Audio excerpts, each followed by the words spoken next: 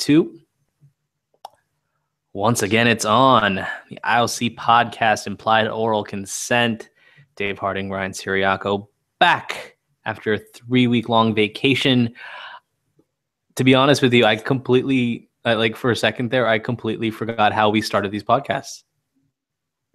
How we started doing this at all? Well, no, how the sign on and sign off and all of our little catchphrases and cadences and stuff like that. So it was just muscle memory. You knew exactly what to say, and you'll know exactly what to say when we end. And even though Adam thinks you're going to mess up, I don't think it's going to happen. I don't know. I don't want to put any wagers on me stumbling over our social media presence, but I don't know. I think he's in my head now. Yeah. Well, Brad would wager. I wonder what he would. We'll have to ask him after. Yeah. How much he would have to put down to win $100 on that? Yeah. Vacation was awesome. I was on that cruise for 2 weeks.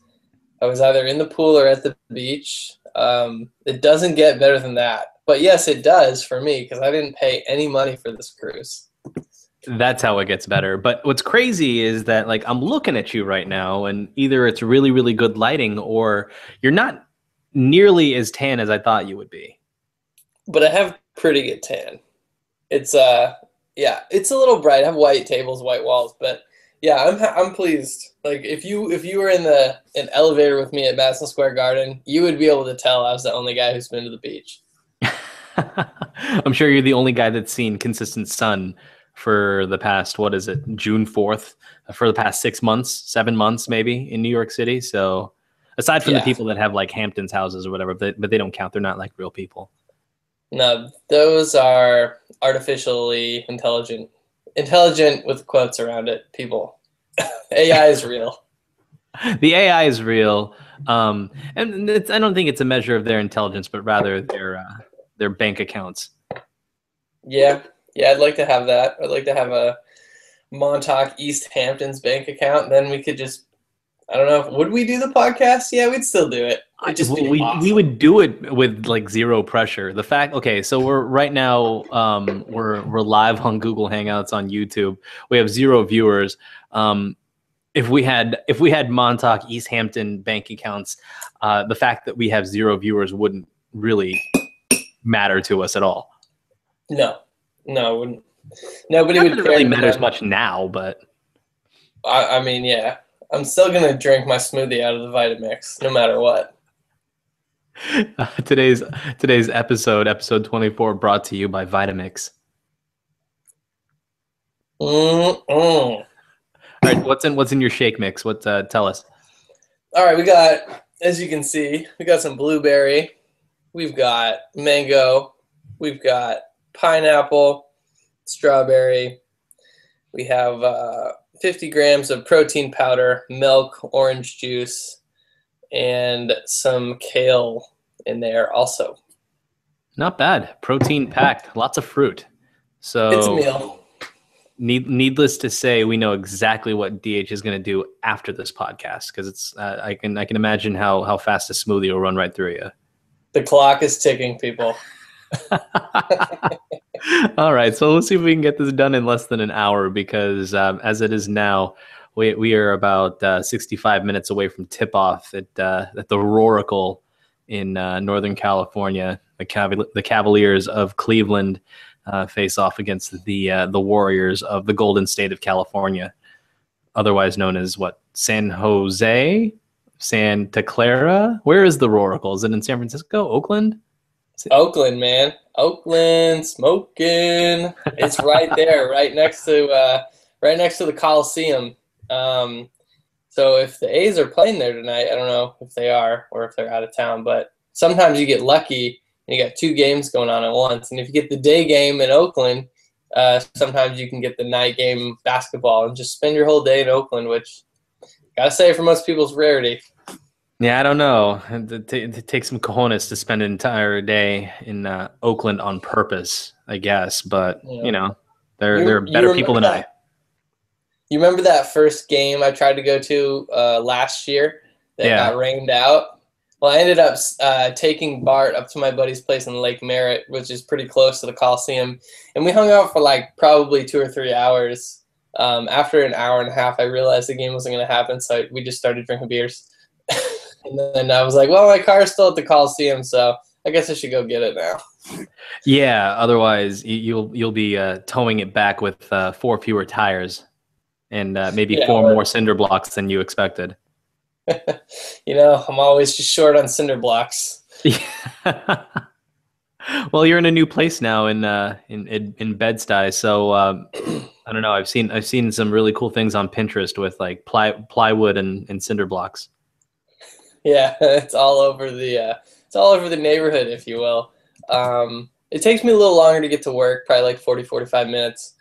If it's, moving along from the G to the A train all the way up to 34th Street, but I'm liking it. We have a yard, patio, front steps, living room. I showed you a little tour a couple days ago, so I'm pleased to have space in Brooklyn, and I'm not paying an arm and a leg.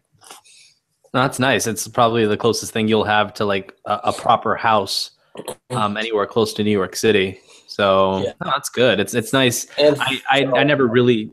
It's what? And for a while until I'll have a house anywhere. Right. I don't know. It's so much easier back in the 80s when our parents were doing it. Dirt cheap. Yeah. Well, what are you going to do?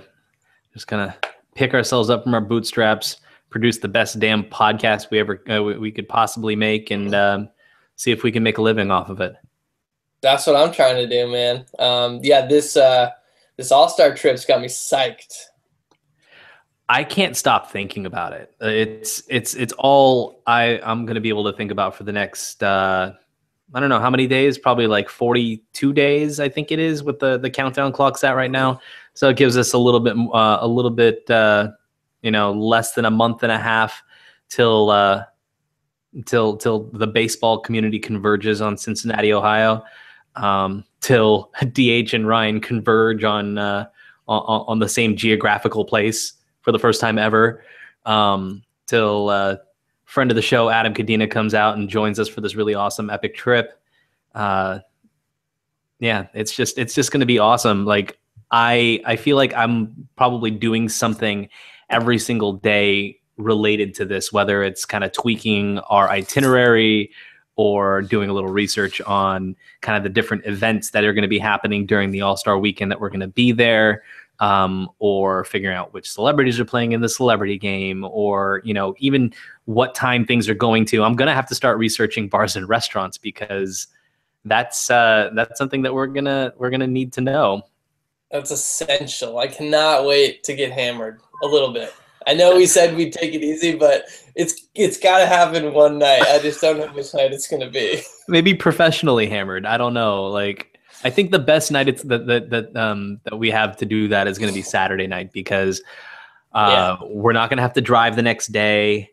Because Friday, Thursday, maybe Thursday night, you and I can kick a few back. I've got an entire bottle of Bullet Rye that hasn't been opened yet. Oh boy. Yeah. So we can do that.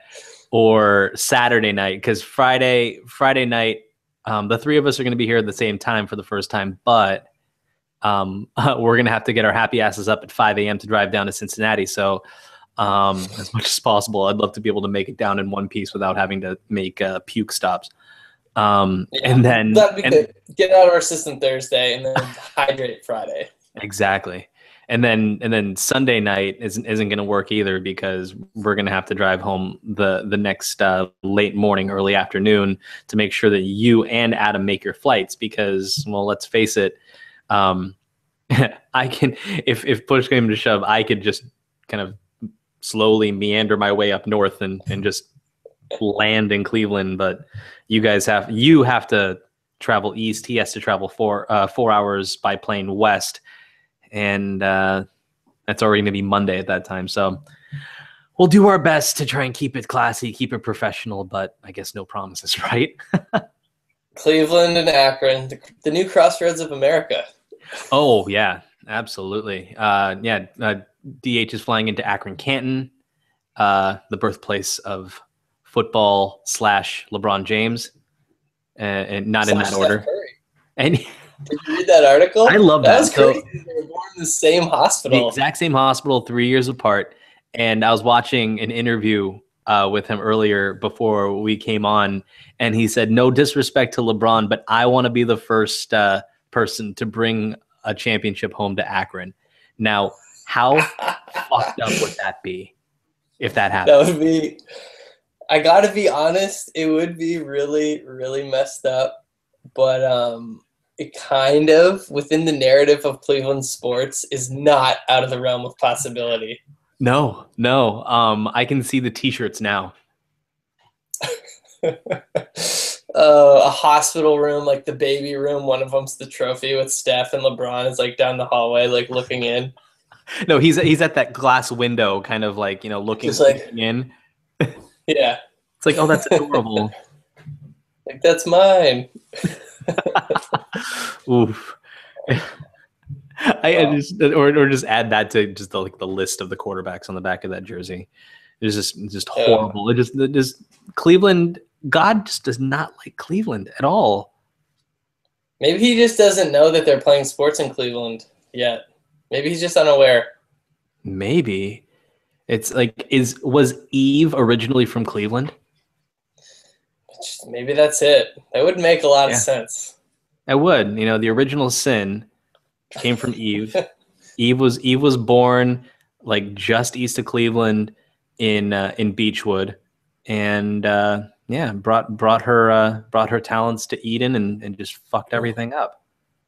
Yeah, well, for mankind and for Cleveland. It seems like the wrath has moved east to the AL East because, I mean, what in the heck is happening? The worst team in that division is only 4.5 games out. How the mighty have fallen. Win the East and be in last place right now. Well, I will say this: ESPN is finding it very difficult to broadcast all those AL East games like they have been over the past like 5 to 10 years. Right, you are. Yeah, Sunday Night Baseball is no longer coming out of New York, Tampa, New York, Boston, New York, Toronto. It's actually this Sunday is going to be L.A. St. Louis from live from Los Angeles. So the two best teams in the NL are facing off for a 4-game set starting I believe tonight. But yeah, how the mighty have fallen indeed. What about those Giants? Ever since Pence came back, they were in the lead for like a day, I think. Or it may have been like a half game by percentage points or something like that. But yeah, that was it. Yeah, there's something about Hunter Pence. Whether I think he's probably, I would say he's like Sloth's, Sloth from the Goonies, his younger, more athletic brother. You know what I mean? Like instead of the fish heads, he was actually like fed protein and was able to exercise. But other than that, like that is Hunter Pence right there. He's special. Well, as long as he's got a scooter, I think he's fine. And as long as people are making Hunter Pence signs, he'll just be a favorite. Yeah, I don't know. He just always finds a way to. He's just one of those players that's like you love him because you love him when he's on your team, but holy crap, is he pesky if he's not? Yeah, this is true. I wanted to ask you about your fantasy team. Surprises, steady risers, and like your standout guy. I'll say my standout guy, Jock Peterson, is on a home run tear over the past 3 days. Gosh. He's got like 5 home runs. He hit 3 in one day because he had a doubleheader. Hit another one last night. So yeah, he's been my standout. All right. So I will say, steady riser, if you want, I guess you want to call him that. He's started from the bottom. Now he's here. Jason Kipnis. He had an abysmal month of of April, but then when that calendar turned, holy crap, did he turn with it?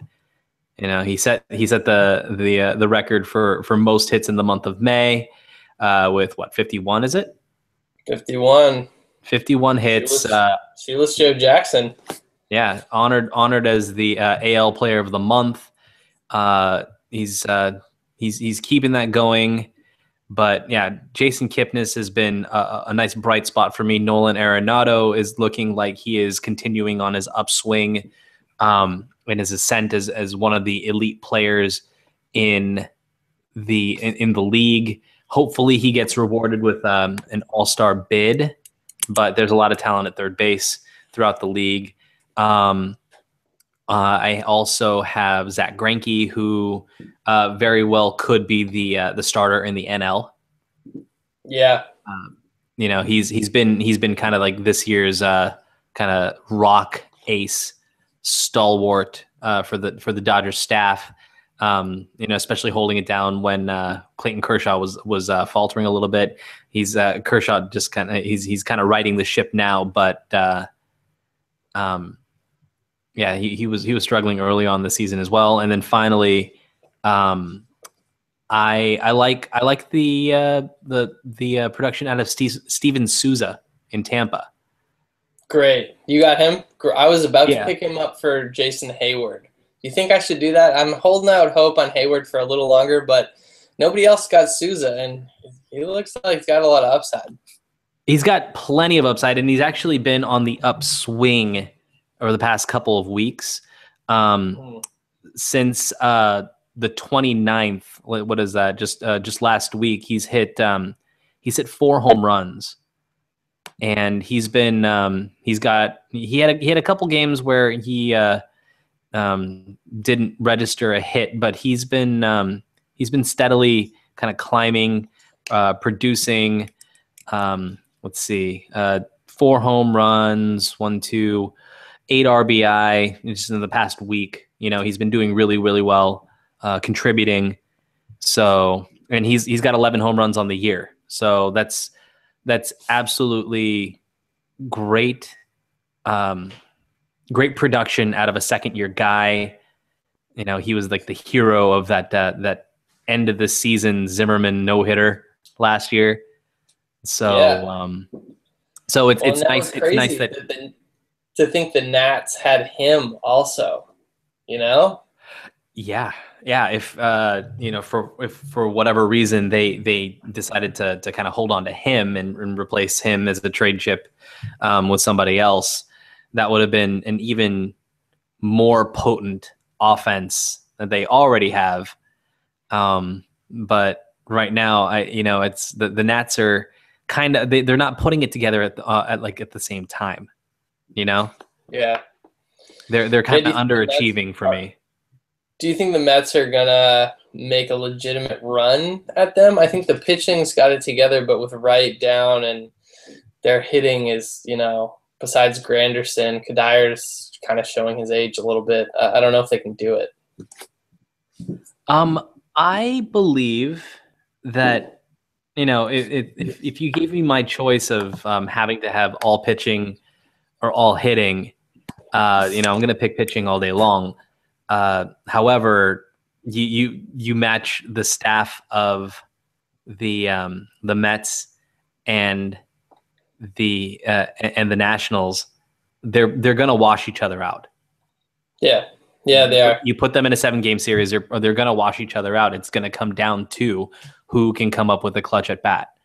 And so, so really, I think the edge after the war of attrition that is 162 game baseball season is going to ultimately go to the Nationals. With the classic caveat barring any catastrophic injuries. Yeah, and if they get Rendon back, they'll be in good shape. Yeah, who they actually got back today, so he's been activated. Nice. Well, that's great timing for them. Another team that was having some injury problems, and Beltre went down. They brought up Joey Gallo, hit a home run in each of his first 2 games. Monster home runs, even if he ends up going back down.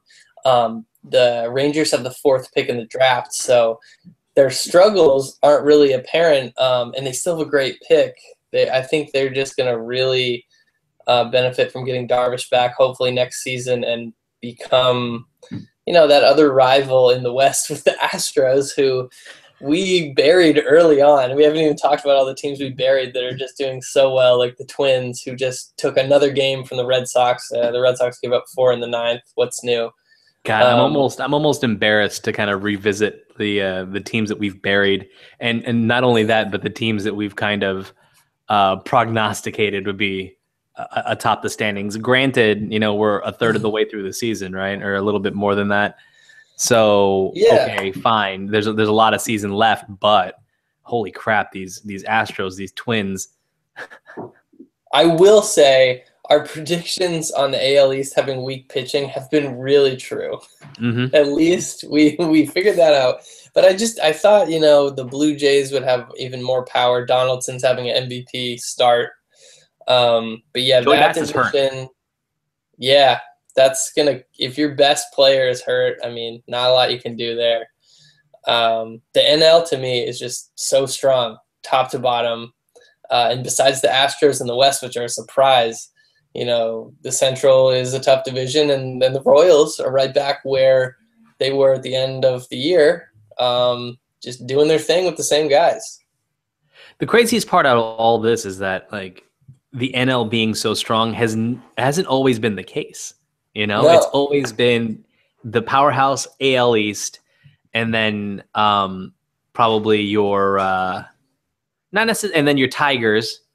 Classically the Tigers, and then most kind of early on in the late 2010s, kind of while I was in law school, 2009 to 2012, it was Texas that was just dominating, and then maybe the Angels would wild card, maybe the the Indians would wild card, but or actually the wild card would really come out of the AL East.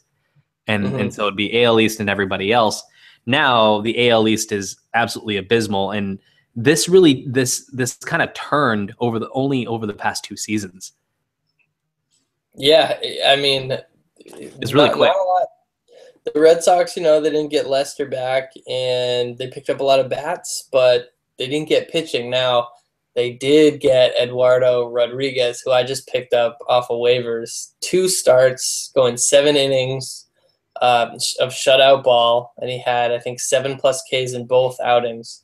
He looks awesome, and he's a lefty. We haven't had a good lefty since Bruce Hurst.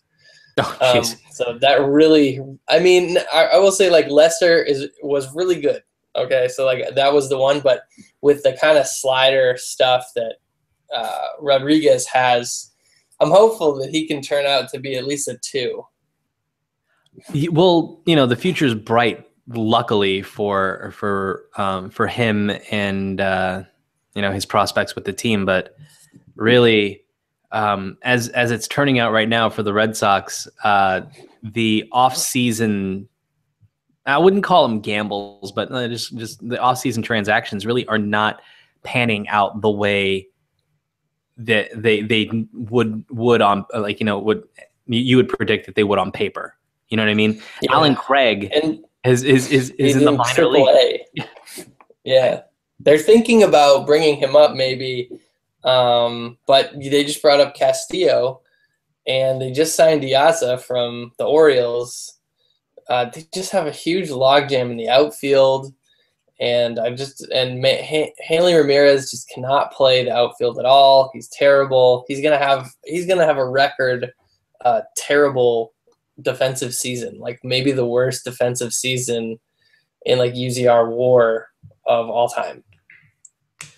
And I don't know if you're Farrell, and you're Cherington, is it really worth it to have that big of a defensive liability in left field for his bat? Now, granted, I think he's cooled off a little bit lately, but is it really worth it to have that defensive liability in left field, especially with the monster? Yeah, it's not, unless he is hitting 400 the whole season.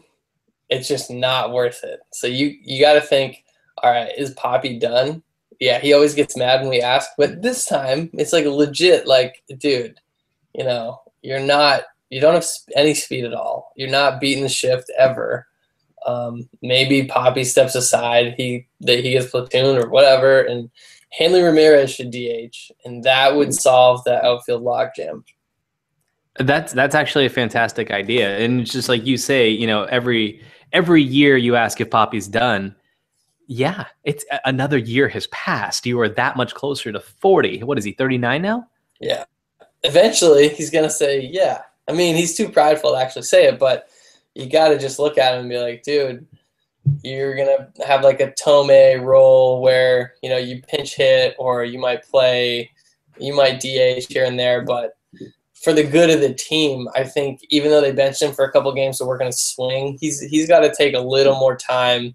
I'd love to see that Ramirez in the DH spot, Castillo, Betts, and maybe even a Craig in left field, or, you know, somebody who can play the outfield. But yeah, you can't be giving up runs at Fenway Park in left field. It's already a bandbox, already easy to score runs, so you got to get out. Yeah, someone who's actually played left field. And it's like I think you'll just take that. The Alejandro De Aza trade is probably going to work out very well, at least to kind of stop the bleeding on certain days. In left field, he's played all outfield positions too, so he's versatile, and it's nice to have another versatile guy off the bench. But I don't know, it's going to be tough to see how they right the ship. Speaking of versatility, I was reading some comments on Facebook about that Guerrero Grand Slam, which I saw the other night right before I went to bed, and I was going to text you, but I was so tired. I was like, yeah, Dodgers, like, totally, you know, coming back, chipping away at the Rockies. And somebody said, yeah, like, Guerrero's great when he pinch hits, but he's not clutch. And I was like, I don't know about that. Like, I almost picked him up in fantasy, and so I looked at his numbers, and he's hitting like 298. 10 home runs. He's got 20 plus 23 RBIs or something like that in 100 at bats. And so I had to reply. I was like, dude, his slash line is solid for a guy who plays outfield and third base. I would take him over all of my middle infielders right now. Any team would have him be their first bat off the bench. If you can get 10 home runs off of a pinch hitter or a guy that doesn't play every day, it's almost 100 at-bats less than guys who play every day. Yeah. Well, just put it this way. Like, Andre Ethier's having himself a nice resurgent season so far. Yeah. And he's doing great this year, and he's probably going to be a candidate for NL player, comeback player of the year. He had 4 home runs all last year, and he was healthy. Okay? Yeah. Alex Guerrero has 10 home runs. And probably, like, I think Andre Ethier had 42 RBI all year last year. Yeah. So just do the math on that one, you know. And the Dodgers aren't going to trade him, and it wouldn't make sense for any other team to trade for him, because he has a clause that states that he can opt out immediately after he's traded. So he's got a lot of kind of assurances in his contract that, you know, once he's on the big league squad, he's going to stay on the big league squad as long as his contract is going, because he also has that clause that says that I think he can refuse any assignment down to the minor leagues at this point as well.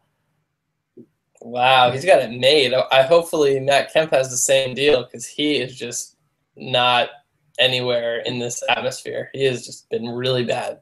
No, it's been working out so nicely. Like, I guess the nerds really do know what they're talking about and know what they're doing when they're giving up on certain pieces to, you know, kind of clear the logjam for a Jock Peterson, who is 3rd in the league in home runs. And as a rookie, the guy's insane. Yeah, and you saw the potential for it, right? He played in AAA all last year. He was a member of the 30-30 club. I mean, 30 home runs, 30 stolen bases. You're not going to see that very often. That's a very talented, special talent. But I did not think, especially seeing him play in September last year, I did not think that he'd even be close to this at this point. Like, I was thinking 20 home runs for the entire year, and that would be generous. Yeah, he's going to get it before the All-Star break. I mean, he might get it before the end of the weekend. Yeah, yeah, the rate he's going. And then I'm looking at Matt Kemp's projected home runs, just based on his stats so far. It's only projected for 3. I mean, because he only has 1. I don't think that'll stand, but still, it's like, wow, what a difference a couple of years makes. Well, he had that monster second half of last year, but the Nerds, they saw something in him that they just did not see was going to was going to project to end up continuing for the next year. And Yasmani Grandal, I think he's got like 5 or 6 home runs on the year already. So he's already like kind of offensive production wise, he's already better than Matt Kemp. And actually for tonight's game, he's hitting second in the lineup. Wow. Yeah. Your young talent, just, people are forgetting that Yasiel Puig's hurt. It's having those young guys step it up, not just step up and be regulars, but be great right away is pretty cool to see. Yeah. And then also, like, with all of that, having the luxury of being able to get out from to save a couple $1 million by trading away Juan Uribe, who is probably one of the best clubhouse presences in the league. Everyone loves him. Yeah. I don't think I've read so many articles that say no one that's ever been Juan Uribe's teammate has ever not just been absolutely in love with him as a teammate. And it was very emotional to see him go, but he's one of those guys. He's got his rings. He's a contributor. He's got a great glove, but really, if you're not producing, there's Justin Turner, there's Alex Guerrero. Oh yeah, by the way, we got this kid named Hector Oliveira who has finally cleared his visa and is now he's jumped over high A and is starting at double A this week. And then, if we also have a kid named Corey Seager. Corey, don't call him Bob Seager. Yeah, don't call me Kyle either. So many Seagers. Dude, the talent you have is just atrocious. Yeah, I'm very jealous. It's incredible. Well, it's the mantra of the organization. Build for now, build for later. I guess it's the only way. It's the only kind of example of having your cake and eating it too. How's it taste? Does it taste good? It's pretty friggin' sweet. If they can figure out how to beat the Giants on a regular basis, that would make it even better. They are a mystery. I don't know how they win games. I just don't. No, I don't either. It is what it is.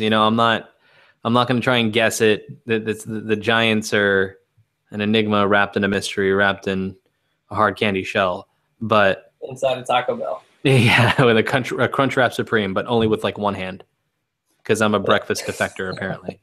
You and James Harden. Yeah. James, did you see that James Harden has no idea who Lil B is? He's totally lying. He's lying because Lil B cursed him. And never gonna. He plays with Dwight Howard, so already you're not winning a championship because Dwight Howard's just poison to championships. But Dwight Howard is a champion because he's a millennial and he feels like he's a champion. Therefore, he is a champion. So he's got a replica of the MVP and the finals trophy in his house somewhere. No, Adam Silver got him a certificate for participating in the Western Conference Finals, and he signed it at the bottom. And because they're such a great sponsor, Pepsi gave him a nice gift certificate to a free 12-pack case of any Pepsi product of his choice. So that's what makes it a champion. Oh my God, he was wearing some goofy ass hat at the Astros game, like the Turd Ferguson hat from Celebrity Jeopardy. No, that's not my name. That's funny. It's not my name. That's funny. But yeah, no, Dwight Howard. I was happy when he was with the Lakers because the potential was there. Lakers' legacy of kind of developing premier big men was there. The window was there. If Steve Nash didn't break his leg in the second game of the season, I think it would have been a completely different story. Yeah. But he really is poison on a team. Like he'll get you to the playoffs, but the train will stop. It'll make an abrupt stop right before anything significant happens. What do you think about? Did you see this Junior Lake shushing the bench against the Marlins? Do you think Joe Madden? So Junior Lake's rounding third, and he's shushing the Miami Marlins bench, and just a fight ensues. And Joe Madden, he obviously apologized because Joe Madden's a smart guy, and that's not the way you play. But he's been really the only example, I think, this year of guys who are acting up, showing people up, talking trash, that I thought, all right, he's a young guy, but I haven't seen any real poisonous guys in the majors this year. It's mostly been the umps not knowing the strike zone and guys saying, I watch replay, I know where the zone is. It's been mostly that. But can you think of anybody who's been bad for the clubhouse this year?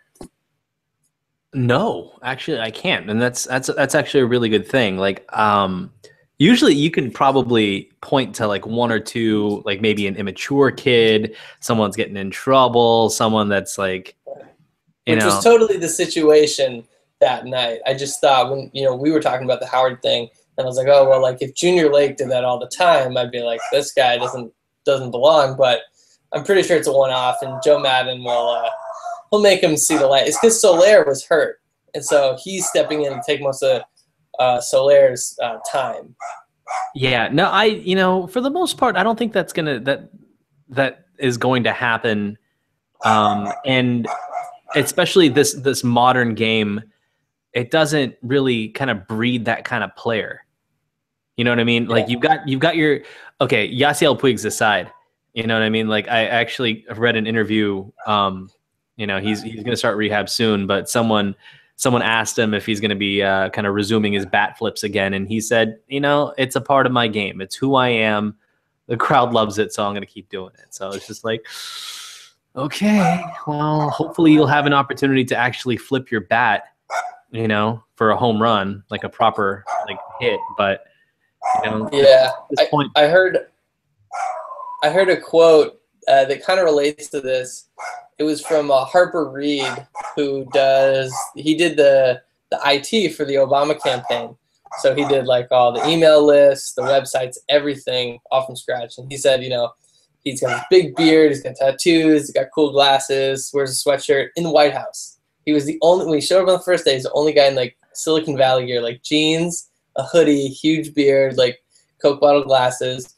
He said, when you want to dress that way, it tells people, all right, like this guy, it definitely stands out, but you have to be able to do your job at least 150% better than everybody else to earn that right. And so if you want to do that bat flip, you better be the best damn hitter in the league. Otherwise, you do not deserve to bat flip and have 5 home runs in half a season. You need to be crushing the baseball. Okay. So, riddle me this now that we're on Yasiel Puig. Dodgers right now are first in the league, probably first or second best team in the National League right now without Yasiel Puig. For the other 29 teams out there, who do you give up to trade for Yasiel Puig? Right That's now, a tough today. One. If I wanted to get him today, I would still only give up, prospects. And not super high prospects because he's such a project, and his talent is not greater than his issues. And until that is sorted out, I'm not taking a risk on that. That being said, if you were one of the other 29 GMs and you found out that Yasiel Puig was on the market, you're giving stuff up.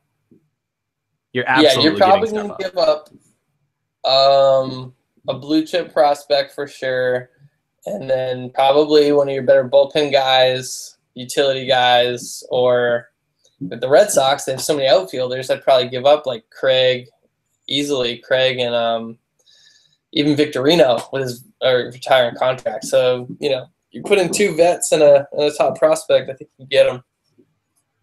Yeah, but I can see, like, I could conceivably see like 29 teams wanting a talent like Yasiel Puig if he was available. I'm not saying that he is, but Oh yeah, hey, Jeffrey Loria would be first in line.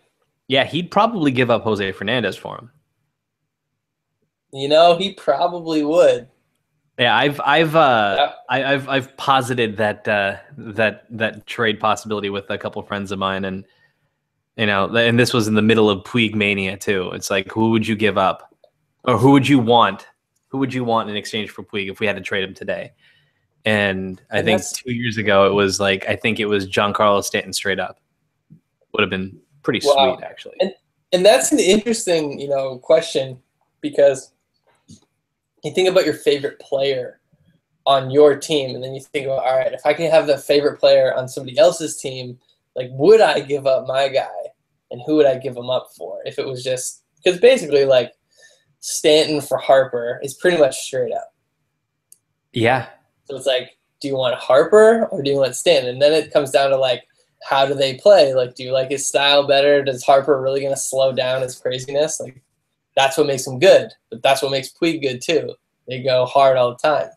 So here's another thing too for a guy like Jeffrey Loria, right? Okay, so they're 10 games under 500 right now? Yeah, something like that. They just signed a 10-year, 13-year, how many year deal for Stanton? Whatever, it's 13. 13 years, 300 million, right? Right. How many teams are going to be able to pick up that tab if this year ends up being abysmal and next year ends up sucking? I wonder. Interesting. Mm-hmm. Not many. And Jeffrey Loria has proven on multiple occasions that he is not above a fire sale. No. I mean, hey, let's win the World Series. All right, screw you guys. Screw you guys, and then we'll do it again, and then screw you once again. That's some people are just made of money, dude. Yeah. He's gonna be like, all right, I'll throw in Giancarlo Stanton, Jose Fernandez, the statue in center field, and you get a full health club membership for 5 years. And the boat that Elian Gonzalez took to get from Cuba to Miami. He's like, it's my boat. It's my, but I sent it for him. It reminds me, he's totally the Rachel Phelps of owners. Except he's already in Miami, so like there's really nothing to where could he go? Yeah, he's gonna move the team to Puerto Rico. He'll have the first Puerto Rican team in the majors. But I don't know. So I guess that's what's been going on for the past 3 weeks. Really, like nothing's changed, but the landscape of the league is kind of shifting a little bit. It's starting. I think it's starting to settle. Yeah, teams are emerging. Like the Cardinals are back where they belong. Twins and Royals are the most surprising, but the Tigers are only 5 out. The Astros, they're still going strong. Nationals are back in first. The Mets are hanging, which is pretty good. Yeah, and then once again, Dodgers Giants. Although I think I picked the Padres because of all their moves, and they're only 5 out, so the Padres still have a chance to surpass. I mean, the Giants are in an odd year, so it's not like it's going to happen for them. No, it's just not happening. It's in the stars already. It's been written, but keep telling yourself that. Yeah, God, no. San Francisco fans are insufferable. They're absolutely just obnoxious because they only chirp when they win. That's true. I will give you that. Another Facebook comment from, let's see, it was 2012 run. I think, and they were playing Cincinnati. Remember they were down 3-1 in the series, Mm-hmm. and this kid's like, "It's over." I was like, dude, and I know I've said this story before, but like coming from a Red Sox fan, you guys are only down 3-1, and you have like Mad Bum and like you're 1, 2, and 3 going the next 3 games. You're definitely not out, and you're probably going to come back and win this thing. And I was right. Yeah, no, and you were right. And it's like abandon ship when you're down 2 games. Come on. Yeah, 3-1 is not 3-0. No, it's not. It's just not. So they just chirp. It's that annoying bird. Just is like, meh, meh, meh. And the worst part of it is, like, I know a ton of awesome Giant fans who are legit baseball fans, but the volume of the chirping just totally drowns out all of the sound baseball folks. It's hard to take them seriously, and it's hard to respect them. You know what I mean? Just like I don't respect any Yankee fans ever. Yeah, we got 27 rings. Yeah. The Laurels. The Laurels are getting tired of you resting on them. Yeah, just give them a keep break. resting. Keep resting. It's like everyone that just goes scoreboard. Yeah, right? Yeah, score is A-Rod has more All-Star votes than Ortiz and Pedroia. Ooh. Like, A-Rod's going to get voted into the All-Star game. This is going to happen. That's going to hurt. That's got to hurt. That's got to hurt a lot. Yeah. Although he's crushing it on my fantasy squad. Utility man of the year. He's in like 280. I'll take 280 in the utility spot for sure. Yeah, well, you know, you wanted someone that's going to produce for you, and you know, you took the flyer out, and you're being rewarded. So there you go. It was a good exchange. Yeah. So hey, maybe we'll see A-Rod at the All-Star weekend. What would maybe you we'll do? Be out drunk one night. I just drank with him. I'd want to just hear stories. I would, if we're depending on where we are, I would see if we can find a mirror and see if we can recreate that GQ picture together. Yes, that'd be have amazing. A foursome, like me and A-Rod, and then my reflection and A-Rod's reflection, just making out. God, I wonder do you think there's any chance that we actually run into current major leaguers where we are? There has to be. And that's gonna. What about guys that are playing in the game? Oh no. Okay. First of all, Cincinnati's not that big a city. So if you think about it, there are going to be only maybe a handful of possible places that these people are going to be at. So you take like a 25-man roster, right? Are they taking 25 men for like a full All-Star squad? I think so, because they have to have pitching. Like, we don't want to have a tie there, Bud Selig. Yeah, right. All of Milwaukee. So you take the 25 men plus maybe home run derby participants that aren't going to be on the team, plus just anyone that's like a superstar that didn't make the team, that's there for like sponsorship obligations or you know, press or anything like that.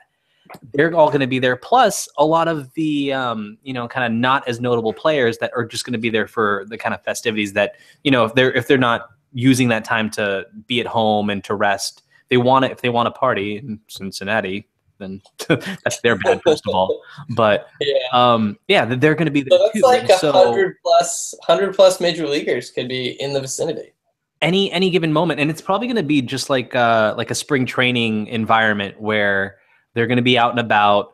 Fans are going to be everywhere. It's, you know, not as kind of like laid back as spring training is, because it's kind of like act as if, you know, at spring training, but, you know, All-Star game, you're expecting these superstars to be there, be out and about, parties, drinking, you know, Cincinnati hookers, whatever. Whatever you're into, you know, Cincinnati chili. They're gonna be there, and chances. Oh, and then I'm not even counting the old timers. Cincinnati Reds greats. We're probably gonna see like everyone from an Eric Davis to a Chris Sabo to a Johnny Bench, Pete Rose, Barry Larkin. Chris Sabo, we got to get a picture of Chris Sabo. I know, right? I said Chris Sabo. He was the shit back in the 80s, man. We got to go to like Dick's Sporting Goods to get some rec specs and get a picture with Chris Sabo.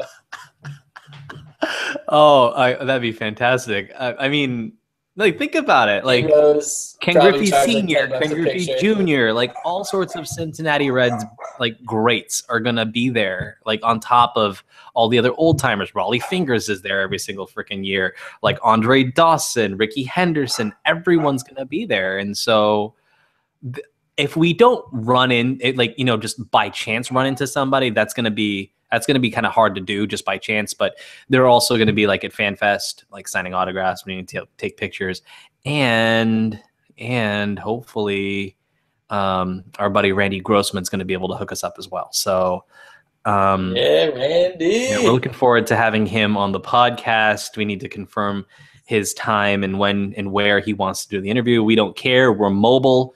We're agile. We're hostile. We're going to be filming this whole thing. That's the other thing we wanted to say is we're going to be putting together a doc, like kind of like an after movie to capture the weekend.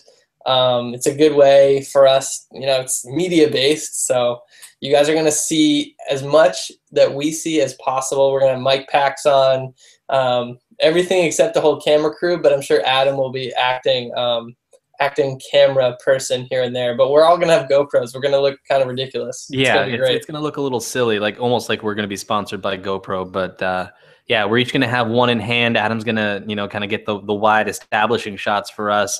Lots of like beautiful B-roll off the DSLR. Like, I don't know, it's gonna be a multimedia extravaganza. So we're just looking forward to it. We're gonna keep talking about it every single week. I think next week what we should do is probably talk more about like kind of what we want to do in Cincinnati, kind of like lay it out, like give a little like month out preview. Yes, I like that. We put together a schedule because, you know, we're nerds like that. We got to block it off, take advantage of this time because I'm taking more time off of work because that's my thing now. Because DH scheduling vacation. I can't handle it. I can't handle it. It's in New York. It's, you know, it's bad enough that I'm in the wrong city for my baseball.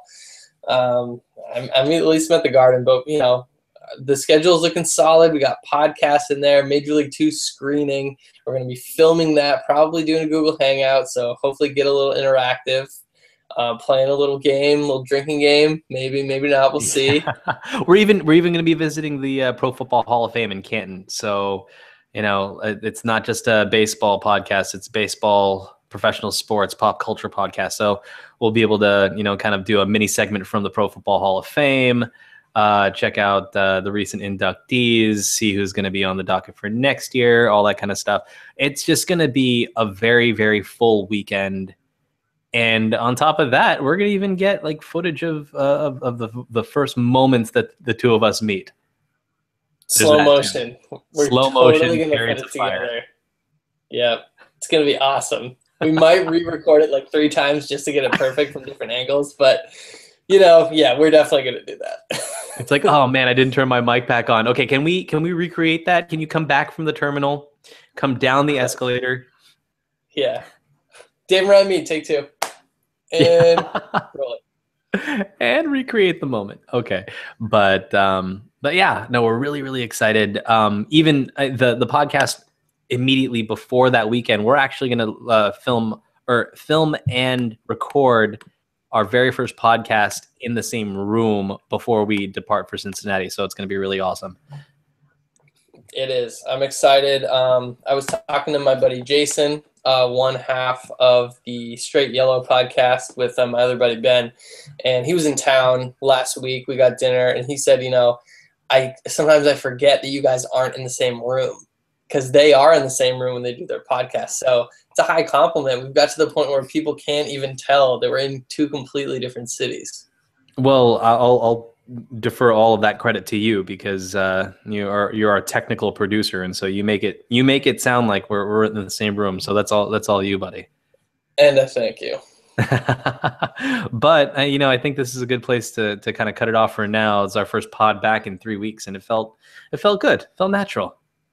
Yeah, it does. And I like the hangout. We finally figured out the technical side where we have our volumes down so there's no weird feedback, and it's good that I can kind of like look and, you know, the body language of being able to tell if somebody's about to wrap up a thought really helps with the timing. So the more we have that, the better. But yeah, the finals are going to start here in like 15 minutes. Yeah, it's Cleveland versus, well, Oakland, since you've got your Oakland hat, and you spent your a good amount of time in Northern California. So again, once again, we started the NBA playoffs with Cleveland versus Boston, and now it's Cleveland. Didn't go so well. It did not go so well. You guys came away with one left shoulder. That's the only kind of trophy that you have to kind of come away with. But I don't know. I think you guys are the ones with one less shoulder. One less shoulder, one fewer shoulder than it's. But it actually ended up working out for the better for the team. If Kevin Love were in the game, if he were still in the playoffs, I don't think Tristan Thompson would have stepped up and been the beast that he has been this entire time. That guy's awesome. I love the way that he plays, and he's such a physical specimen, so long, and his offensive rebounding has been really impressive. Yeah, no, and really, it's really been a blessing, and he's up as a restricted free agent this year, so he is absolutely going to get maxed out this summer. But it's going to be Cleveland versus the world, as it usually is. But I think this time the world's going to win. I'm not very hopeful. I'm sorry. I'll take that back. I'm hopeful, but I'm realistic.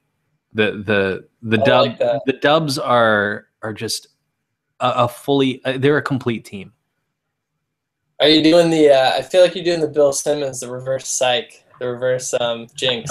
I like that. I wasn't consciously doing that. I think I may have been telling you the other day or somebody else, but I don't think Cleveland's ready for a championship. They're not.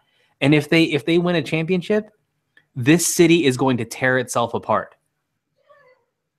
Yeah, you're gonna have to move again, dude. I feel bad for you. Yeah, we might have to move, or at least move farther out to Akron. But then if Akron, because LeBron James is Akron's greatest son, Akron's gonna tear itself apart too. All these middle-aged white people are gonna be on top of cars, just pulling down their control top pantyhose and their adult diapers and just walking around, and it's gonna be bedlam in Akron. So I feel like it's gonna be this is the end, and you're gonna be in the middle of these two cities, and you're just gonna be like, what do I do?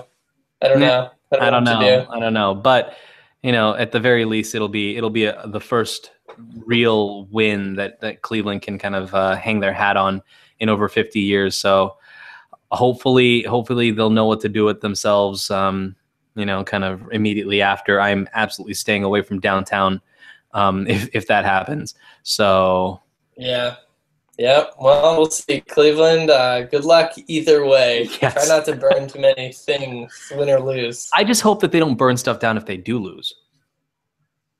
Right. Yeah, I don't think so. I think they'll be a little too crushed and too emo to do that. Yeah, it'll be like, meh, all right, what else is new? It's not the decision. I can deal with it. Yeah, exactly. I don't think it's nearly as bad as the decision where they actually burn things like the jerseys and, effigies of LeBron James. So, man, good pod, good work. Solid work. Adam, we're looking forward to doing a pod with you as well, man. Looking forward to meeting you. Yeah, it's going to be good times, and just kind of get him mic'd up and have him be like the Monty to our Harry Doyle's. Yes. Dynamite drop in, Monty. That broadcasting school is really paying off.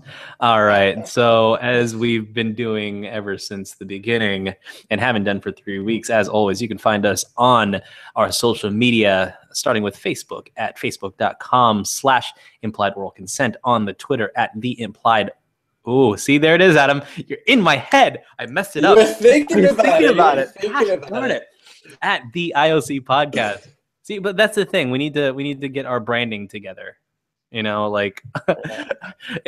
wasn't available. Implied Oral Consent on Facebook. It's Implied Oral Consent on Instagram, but it's the IOC podcast on Twitter, and it's also the IOC podcast at gmail.com. If you want to email us with any kind of suggestions on where we should go or what we should do while we're in Cincinnati,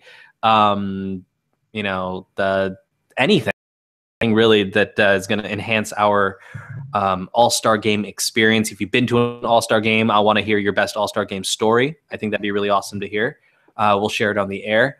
But other than that, Instagram, Implied Oral Consent. Make sure you hashtag everything with hashtag IOCme. If you want to see that, want to see everything, we're going to try and push everything. We're also, the last thing we're going to talk about, speaking of marketing, is we're going to be trying to do a big marketing push to really get ourselves out there and rebrand it. Keep your eye out for a new logo. Keep your eye out for a new website. We're going all in with this one. We're going all in as everyone in Cleveland. That's their hashtag. They are hashtag all in here in Cleveland. We will be going hashtag all in out there in Cincinnati. So, good stuff. Missed you, buddy. I missed you too, man. Really weird not to be able to talk to you for like 3 weeks, but we will talk again very soon. For DH, this is Ryan Ciriaco for the IOC podcast, Implied Oral Consent. And as we always say, don't get caught looking.